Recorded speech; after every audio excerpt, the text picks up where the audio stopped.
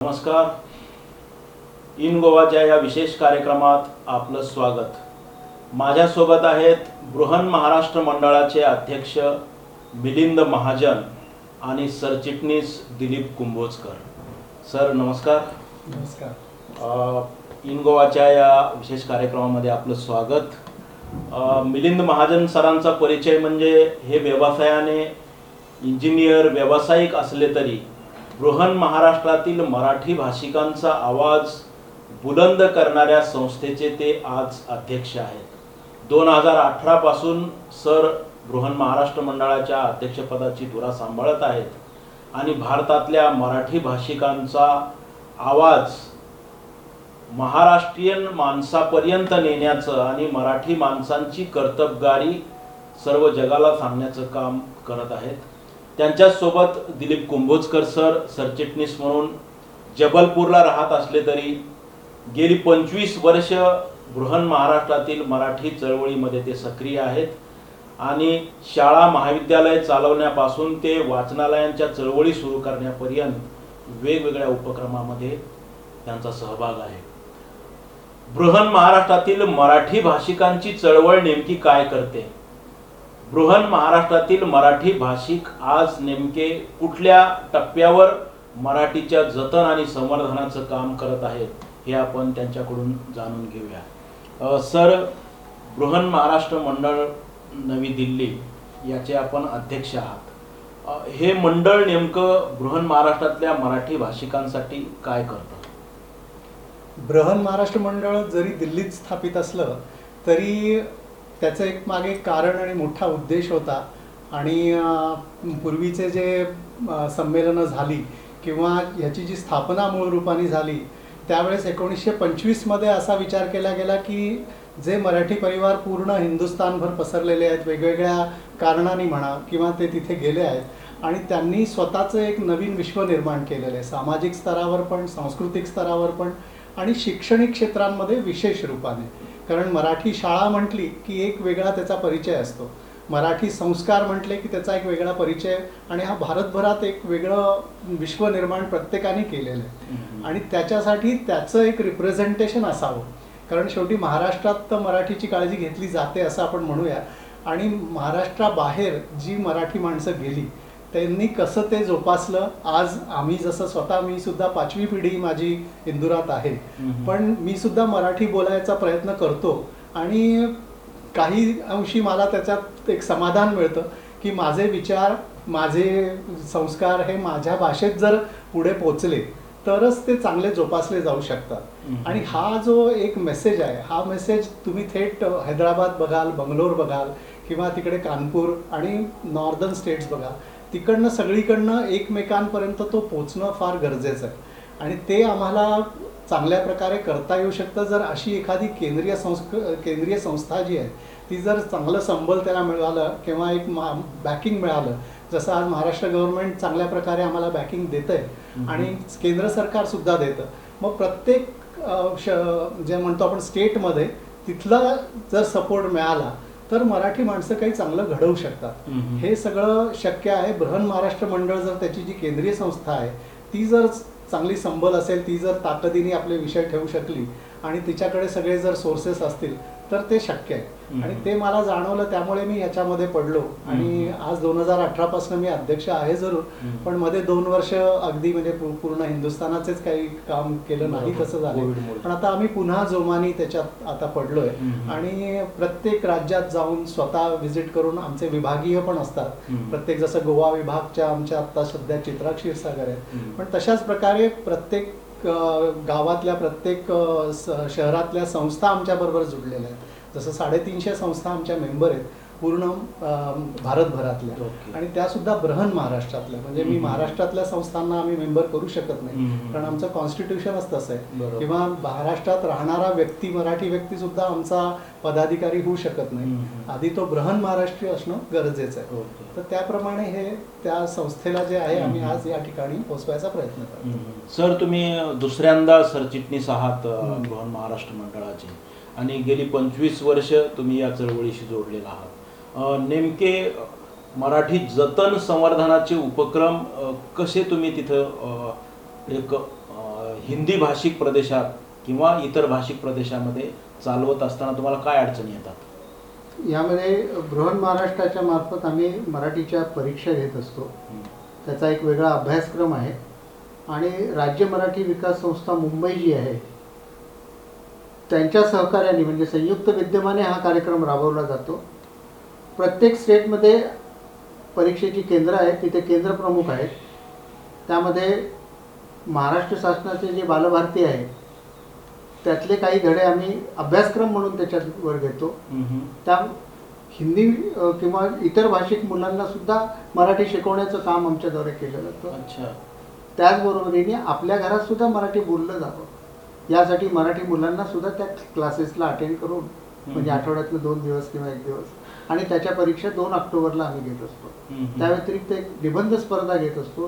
ती 3 वयोगटात होते आणि त्यांना चांगली प्राइजेस देऊन आणि त्यांना एन्करेजमेंट देण्याचं आम्ही हे केलेलं आहे.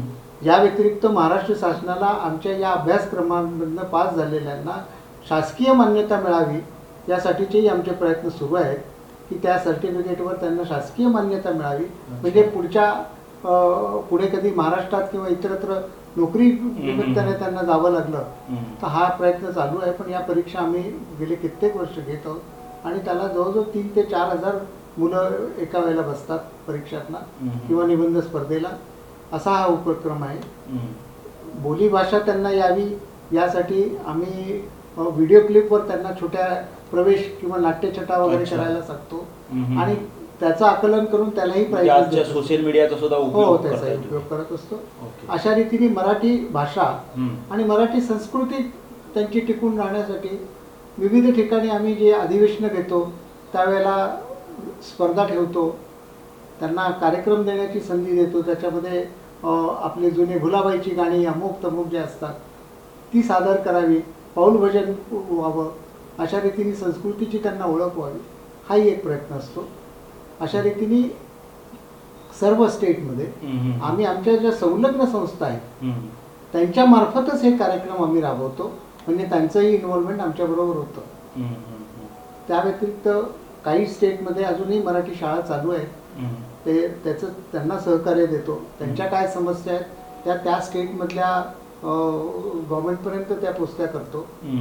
कारण काही ठिकाणी कमी विद्यार्थी झाले की ते मान्यता रद्द करतात. सर, मी आपल्याला परत विचारेल की बृहन महाराष्ट्रातील मराठी माणूस ही खरं तर महाराष्ट्राची फार मोठी शक्ती आहे.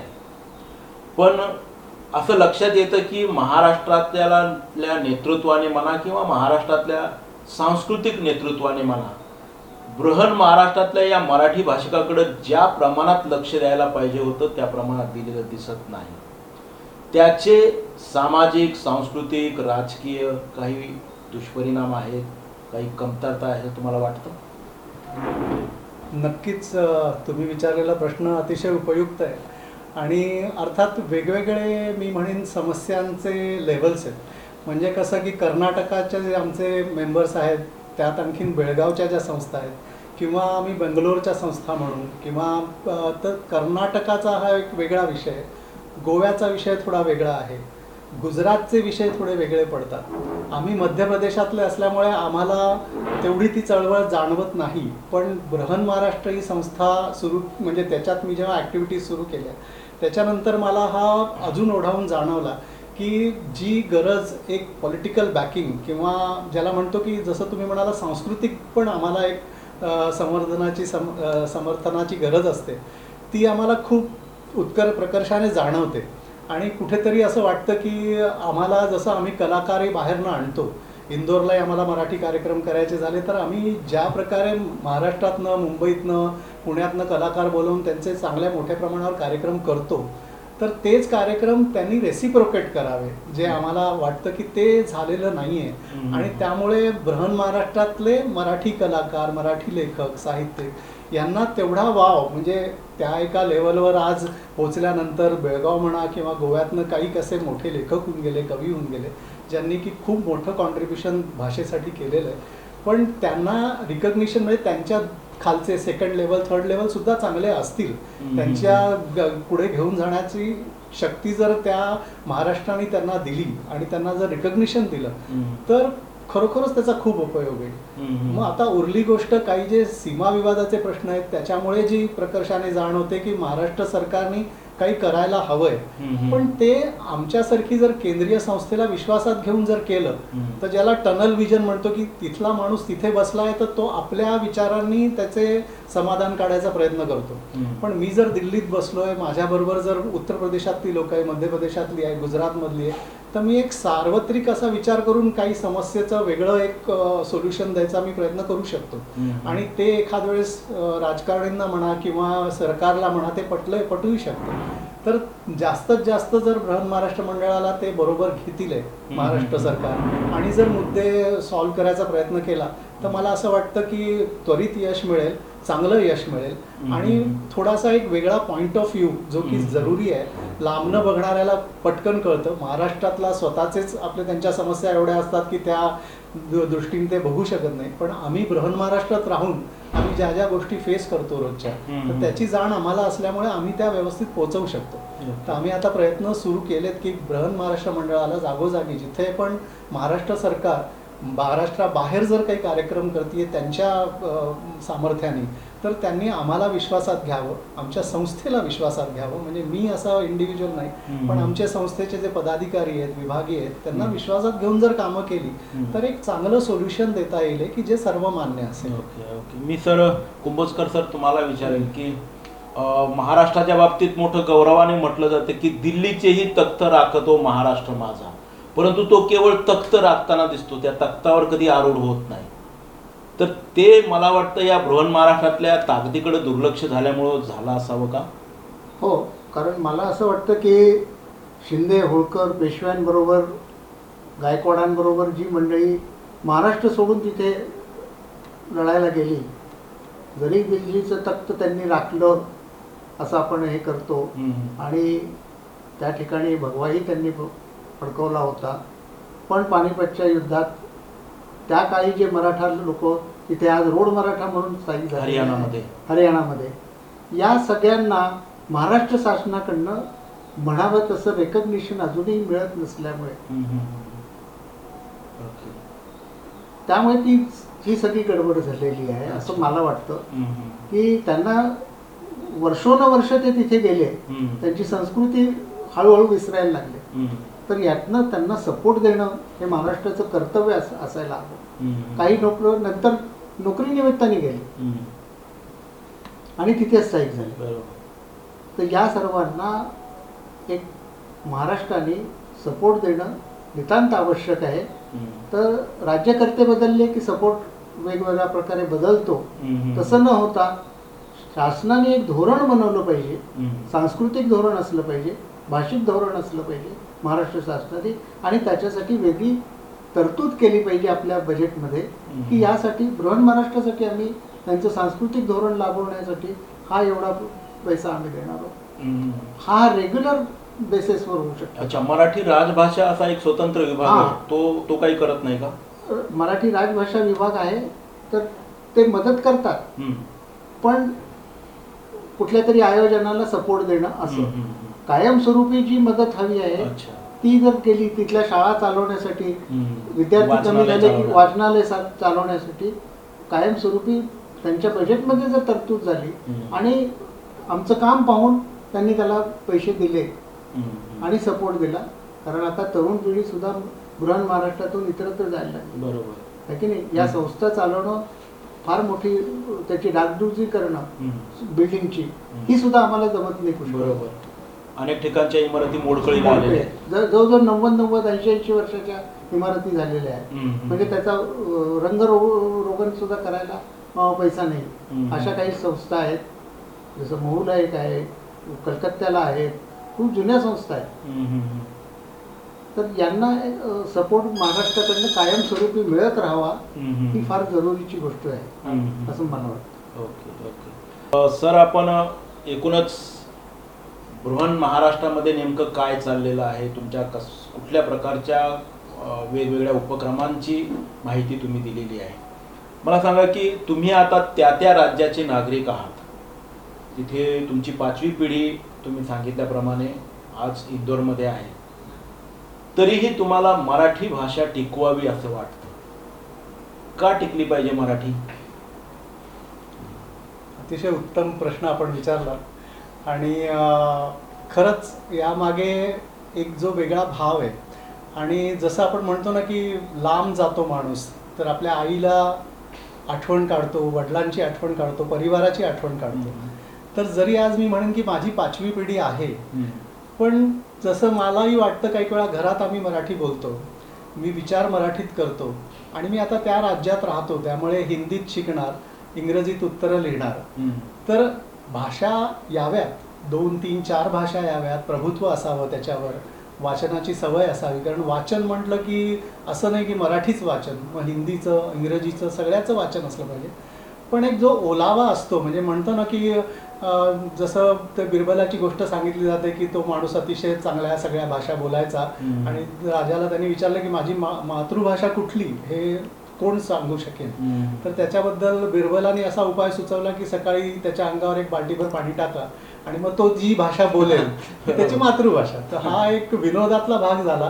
पण एक संकट काळात म्हणा, किंवा एक जो ओलावा ज्याला म्हणतो की जिथे डायरेक्ट कनेक्ट, एक ह्युमॅनिटी टू ह्युमॅनिटी जो असतो, तिथे माणूस एकदम आपल्या मातृभाषेकडे वळतो. आणि त्यामुळे मराठी भाषा जी आहे, ती मराठी भाषा आजच्या तारखेला आम्ही बृहन महाराष्ट्रीयांना ही अतिशय कुठे ना कुठे आपल्या मातीची जाण करून देणार आहे की आम्ही कुठनं आलो आणि आज कुठे काय काम करतोय, आणि कसं ते चांगलं जतन करतोय, हे सगळं अतिशय महत्त्वाचं आहे. म्हणून तो मराठी भाषा आम्ही जतन करणं, त्याला जपणं, त्याला पुढे नेणं, म्हणजे पुढच्या पिढीला देणं, आणि त्याचं एक ज्याला म्हणतो गोल्डन इम्पॅक्ट, की ज्याने की तिथल्याही संस्कृती जपली जाईल, तिथल्या भाषा संस्कारही जपले जातील, म्हणजे ज्या राज्यात आम्ही आहोत तिथलंही, आणि आमचं कसं दुग्ध शर्करा करता येईल की आम्ही साखरेसारखे त्या दुधात आम्ही मिसळून जाऊ.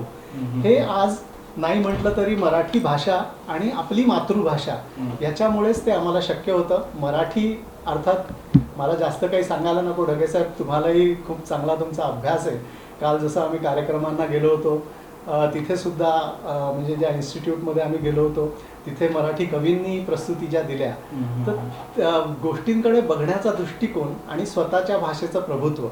आज परब साहेब इथे आहेत, ते पण ज्या प्रकारे ते सगळी कामं करतात, प्रत्येक संस्थेला, मराठी संस्थेला मराठीपण जपायसाठी बृहन महाराष्ट्रात जी कामं होतात ती काही वेळा आम्हाला असं वाटतं की ती महाराष्ट्रात पण होत नाही आहे, आणि त्यामुळे आम्हाला कुठेतरी एक असा फिलिंग येतं की नाही, हे अजून आम्ही जोरात करायला पाहिजे, आणि अजून त्याच्याकडे ओढ वाढते त्या विषयात. महाजन सरांनी मराठी का जपली पाहिजे याचं अतिशय थोडक्यामध्ये चांगलं विश्लेषण केलं.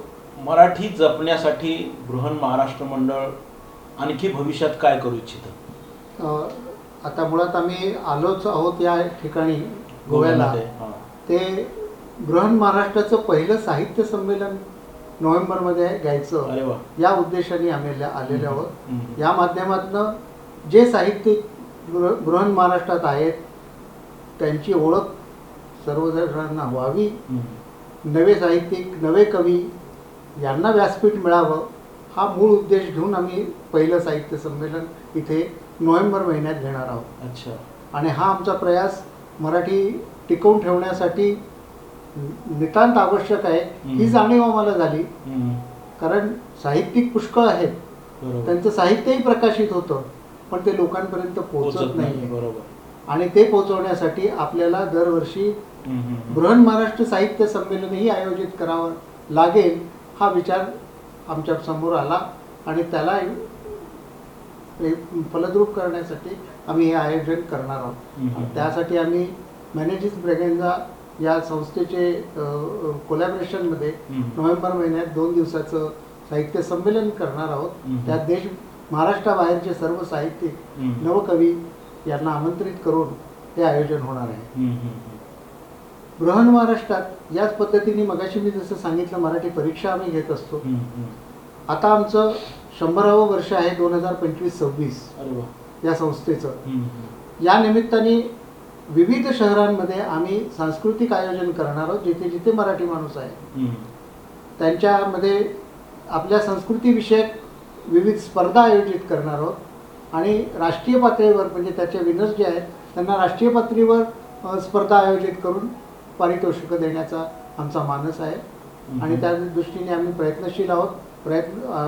त्याचे समन्वयक म्हणून आम्ही डॉक्टर प्रमोद जोशी म्हणजे बृहन महाराष्ट्राची स्थापना ज्या कानपूर शहरातून झाली, अच्छा, तेथीलच प्रमोद जोशी यांना आम्ही त्याचं कन्व्हेनर बनवलेलं आहे. आणि ते आपल्या कार्यालयात सुरुवात त्यांनी केलेली आहे. विविध राज्यात आम्ही आता आमंत्रित केलेत की अशा कोणत्या स्पर्धा आहेत ज्या आपण आयोजित केल्याने मराठी संस्कृती, मराठी भाषा आणि इतर साहित्य म्हणजे काय क्रीडा किंवा याच्या संबंधात कार्य होईल आणि आपल्या मुलांना त्याच्यात भाग घेऊन आपले प्रतिभा दाखवता येईल. Okay okay. आता तुमच्याकडं 350 संस्था संलग्न आहेत. याचा विस्तार करण्याची वगैरे काही योजना आहे? आम्ही म्हणजे आता भारताबाहेर सुद्धा प्रयत्नशील आहोत. कारण 350 ज्या संस्था आमच्याशी रजिस्टर्ड आहेत, साधारणपणे बृहन महाराष्ट्रात याच्या व्यतिरिक्त एक 5-50 आणखीन असतील. याच्यापेक्षा जास्त नसतील संस्था. एका शहरात 2-2, 3-3 आहेत. कधी एखाद्या शहरात एकच आहे. काही तिथे मराठी माणसं आता नसल्यामुळे त्या संपलेल्याही आहेत. म्हणून आता ह्याचा विस्तार देवेंद्र फडणवीसांनी आता इंदोरला आम्हाला जे सांगितलं त्या दृष्टीने आम्ही आता प्रयत्नशील आहोत की भारताबाहेरच्या संस्था आणि बृहन महाराष्ट्रातल्या भारतातल्या संस्था यांना एकत्रित करून दिल्लीला आम्ही मोठे संमेलन घेण्याच्या विचारात आहोत. आणि त्याचाच म्हणजे सुतोवाच आम्हाला देवेंद्र फडणवीसांनी केलेलं आहे की हे आयोजन तुम्ही शताब्दी समारोहाच्या सुमारास करावं दिल्लीमध्ये. आणि त्याला महाराष्ट्र सरकार पूर्ण सहकार्य करणार आहे. तर त्याची ही कार्ययोजना सुरू झालेली आहे. ओके. 17व्या शतकात गोव्यात आलेल्या फादर थॉमस टिपनने संत ज्ञानेश्वराप्रमाणे मराठीचं महत्त्व विशद केलेलं आहे. पुष्पा माझी पुष्प मोगरी की परिमळा माझी कस्तुरी तैसी भाषा मराठीया, अशा प्रकारचं एक परदेशी माणूस वर्णन करतो आणि या भाषेचं महत्त्व विशद करतो. ही मराठी भाषा टिकली पाहिजे कारण ती या संस्कृतीचा मूलाधार आहे. त्या संस्कृतीचा मूलाधार आजच्या आधुनिक काळात देखील पुढे नेणं केवढं महत्त्वाचं आहे आणि नव्या पिढ्यांना त्याचं महत्त्व पटवून देणं तेवढंच किती अगत्याचं आहे याचं अतिशय मार्मिक असं विश्लेषण इथं मिलिंद महाजन आणि दिलीप कुंभोजकर या दोघांनी केलेलं आहे. ही चर्चा निश्चितच आमच्या मराठी भाषिकांना आवडेल. सर, आपण मुद्दाम आपला वेळ काढून आमच्या इन गोवा चॅनलसाठी आलात त्याबद्दल आपल्या दोघांचे आभार. धन्यवाद.